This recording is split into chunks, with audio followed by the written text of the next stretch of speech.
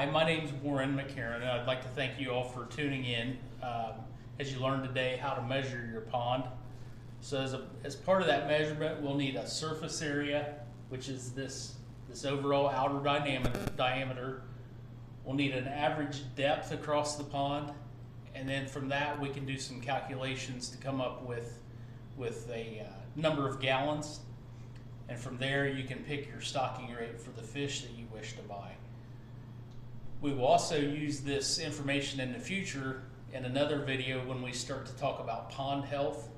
We need at least 25% of your pond to be 8 feet deep, or the whole pond needs to average 6 feet. So when you do your depth measurement, you'll also get that information as a result from learning how to stock for fish. So with that, we'll go to the computer and we'll do some measuring and come up with an easy calculation for your surface. Hi. So fortunately, in today's technology, we have plenty of one-line mapping tools available to come up with an area of a pond. This is Google Earth. You click on the measure icon, and then it's just a matter of simply clicking, moving your mouse, click to the next point, click all the way around.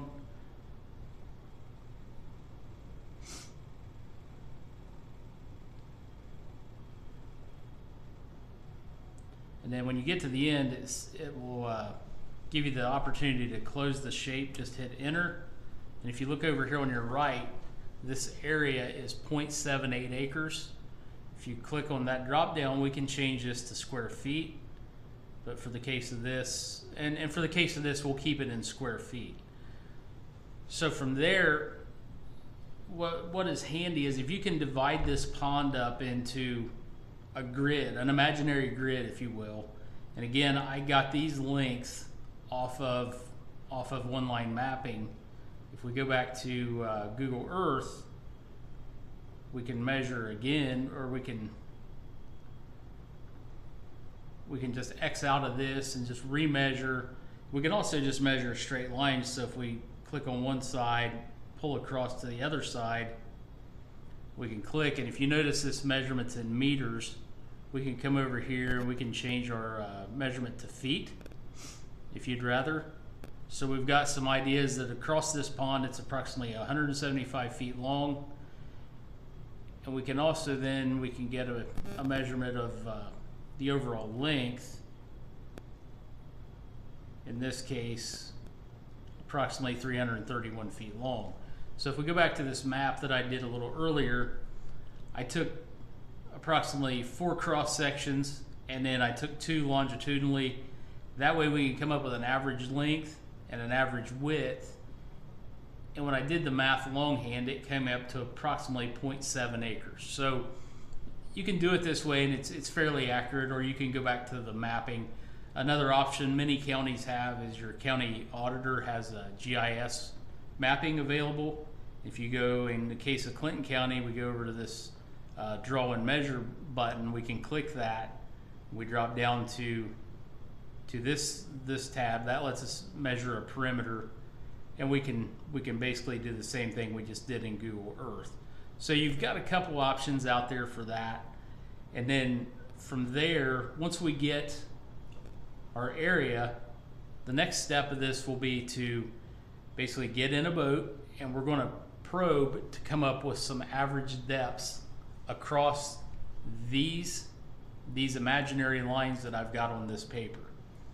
And from there, we'll be able to come up with a volume, because we'll have our square feet in area, and we'll come up with an average depth.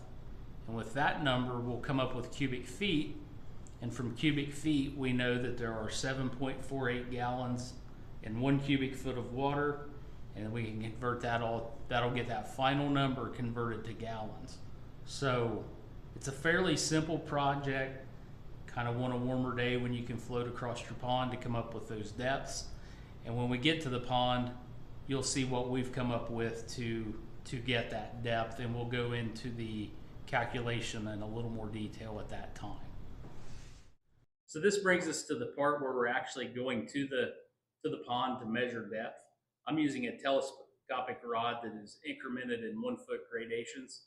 You can use a piece of pipe conduit, a piece of 2x4, whatever you have available.